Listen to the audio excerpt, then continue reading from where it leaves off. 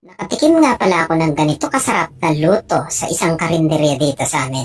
Nagulat ako, masarap pala ang kangkong na laing. Tara, lutuin natin. Magpainit lang tayo ng kawali at lagyan lang natin ng mantika. Prituin lang natin ang dilis. Ang gamit ko nga pala ng dilis dito ay yung medyo maliliit para madaling lumutong at masarap. Prituhin lang natin yan hanggang sa lumutong at set aside lang natin yan.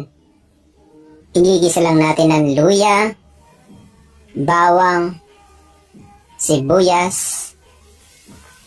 Gisa-gisahin lang natin yan hanggang sa lumabas yung aroma. Tapos ilalagay na natin ang shrimp paste or bagoong na alamang.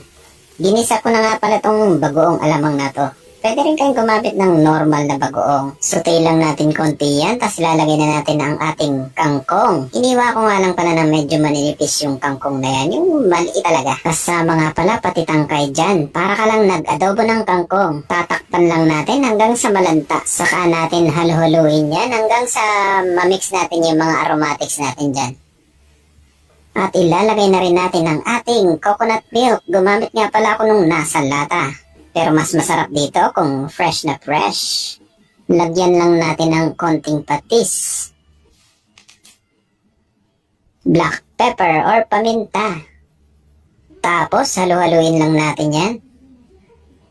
At ilalagay na rin natin ang ating pinaritong dilis kanina. Yan ang papasarap dyan. At lagyan lang natin ng konting suka. Siyempre, hindi mawawala dito ang ating pampagana. Lalagyan natin ng siling labuyo yan. Depende sa inyo kung gaano karaming sili ang ilalagay nyo dito. Tapos halu-haluin lang natin yan hanggang sa lumapot yan. Napakadali lang ng recipe na to. Kung mahilig ka sa kangkong, naku, siguradong mapapakanin ka sa sarap dito. Lutuin mo na at para may iba ka namang recipe sa kangkong.